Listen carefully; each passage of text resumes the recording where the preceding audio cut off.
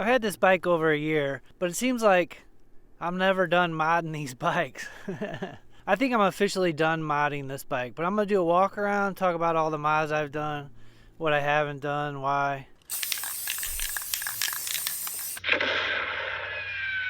So first I'll talk about what I didn't do.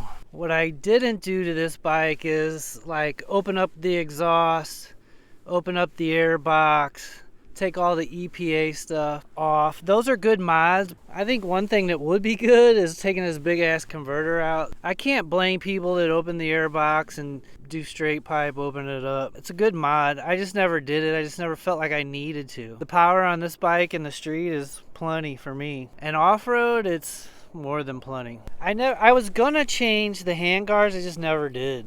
I just couldn't find anything that fit really the way I liked, and I wasn't really having trouble with these, so I just left them. I said I was going to, and I just never did. And then also I was gonna do the skid plate. I was gonna do the AXP skid plate, and then I just never did. I dropped it a couple times, but not a big deal. I just felt like the kind of riding I was doing, I wasn't like, I'm not rock crawling and shit. So I just never felt like I needed it. And it's just been fine without a skid plate. It's been fine with just the stock skid plate. I haven't had any trouble, so I just never pulled the trigger. Well, let's talk about the things I did do. This is the Camel Adventure one finger clutch. It makes the clutch softer on this cable clutch that KTM has. So, and it's adjustable. I don't know if you can see that, but it is adjustable, different spots to change how it feels. But it works good. I like it. I like how soft or easy the clutch pull is with it, so I'm happy with that one. Camel Adventure. I'll put links to all this stuff down below. And another piece from Camel Adv is this shock heat shield.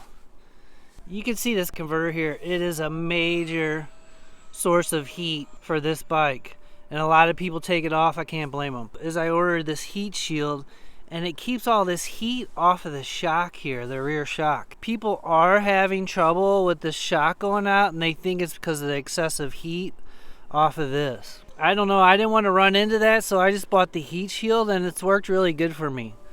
I haven't had any problems with my rear shock at all. But I'm only 155 pounds, and I only carry about 50 pounds of gear. So, and then one more piece from Camel Adv is I got this neck brace. And I don't know if you can see it here, but it connects here and back here, and it just basically braces this whole neck onto the bike. This disperses the force, so it's not just on these front screws right here. I think it eliminated the problem that other people are having. I didn't have any problems with it, the frame cracking or the bolt mounts breaking off, any of that stuff. Now let's get into some of the parts I'm using for touring. I'm running a Madstad screen here. And it's bigger, it's adjustable, I can move it up and down. I keep it in the up position because I want the wind block more than anything, especially touring, so I'm pretty happy with this. I like it. It's decent, it gives good wind protection. The wind protection on this bike kind of sucks in the first place, but this helps it even more on the highway. It's probably not the greatest for off-road and stuff, but it's not bad. It can be adjusted up and down. I like it. I like it better than both OEM windshields, the big one and the small one. It's not as much wind protection as like my BMW GS Adventure, but now another necessity for me touring on this bike is I gotta have auxiliary lights. I have these are the Denali D4s, and they put out almost 9,000 lumens.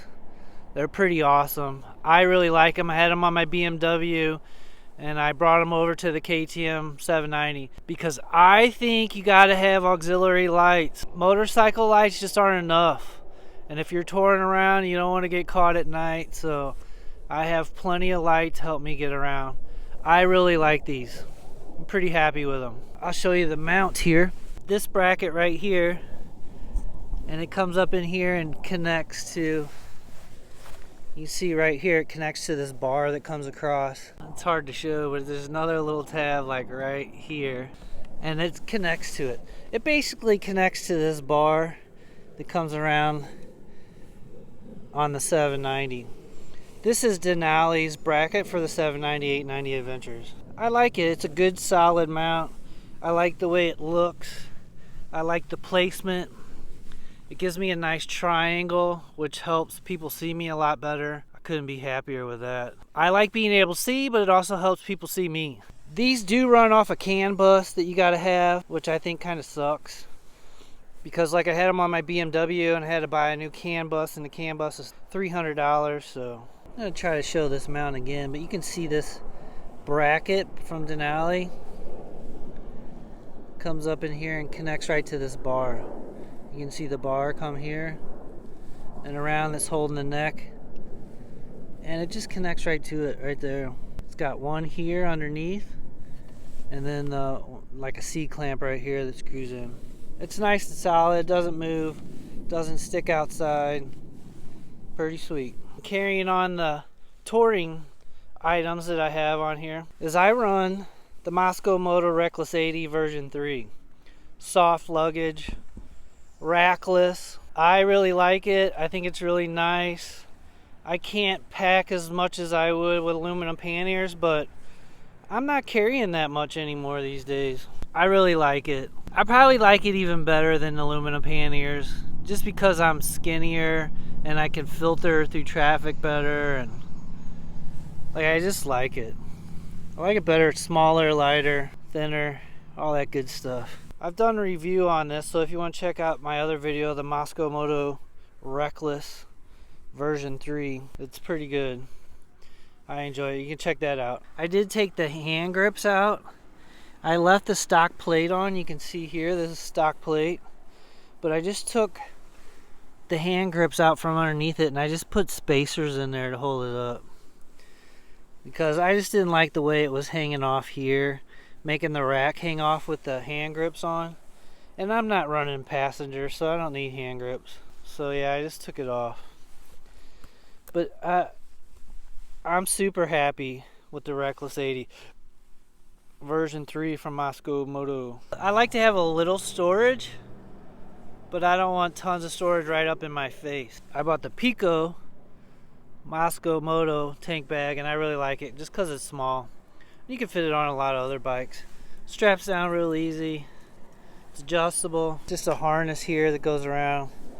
I like to put my hat in there, just buckle my hat in there and call it good. It's pretty sweet, waterproof. Pretty happy with it for small stuff. And I do carry a giant loop, a little small handlebar bag, because I do want a little bit more storage, right? Just helps me between these two get a little bit of storage like in front of me. And this is not waterproof, but I don't ride in the rain much, but I can put stuff in here, my cables, stuff like that. Anything valuable I put in the Pico. But as far as storage, that's my storage. Giant loop handlebar bag, a small Pico Mosko Moto, and the Reckless 80 by Mosko Moto. And some more touring mods. I run a Garmin XT, Zumo XT. I love this thing. It's probably the best motorcycle GPS that's out there. I really like it. Let me show you how it's mounted. They give you this RAM arm, and on the back of it here, I don't know if you can see that, it is connected to a RAM ball. The GPS is all mounted up with RAM stuff, which I like. It's real easy to move around. You can put it in other places. Easy to adjust, easy to take off. It's pretty good. And I think it dampens it, takes the shake out of it, so it's not super shaky. And then I also have this wedge right here. It's a mounting wedge. It fits down in the tower of the 790. I got this from Motominded. Just puts a little angle on it, raises it up, puts a little angle on it. Pretty cool. I'll link to all that stuff below. It's a necessity for me. I know a lot of people like to use their phones to save a buck or two, but I don't like to put all my phone doing like 10 jobs, because if something happens to my phone, I'm screwed on like 10 things. The navigation, Garmin Zumo XT, pretty awesome. Pretty awesome. I like it a lot.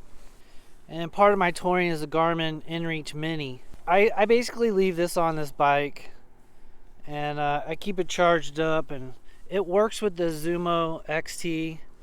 Like I can receive the messages on here and type on here, which is really nice. I really like it. Never had to use it. I don't leave it on. I only have it on my bike and charged up for emergencies. I'm not wanting anybody to track me, or I'm not trying to... I don't ride so damn hard that I put myself in jeopardy to, like... Doesn't mean it can't happen, but I lower my risk. I don't override. So, especially when I'm in foreign countries. It's one of those things that you want, but you don't want to use, right? So you buy it and kind of hope you don't have to ever use it. I got my double take mirrors on here. I really like these. They're big. I can see a lot with them. They're not indestructible, but break. I'm sure some people have broke them, but I've never had any trouble with them.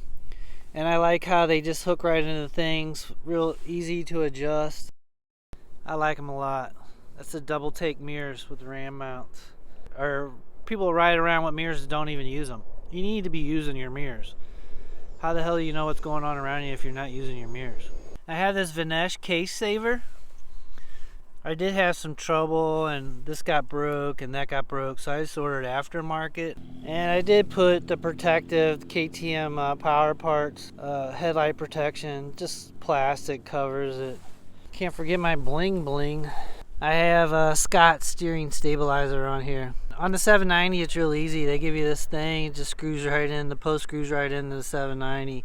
So it's perfect. It's mounted up with it's a triple clamp Moto Scott's adapter.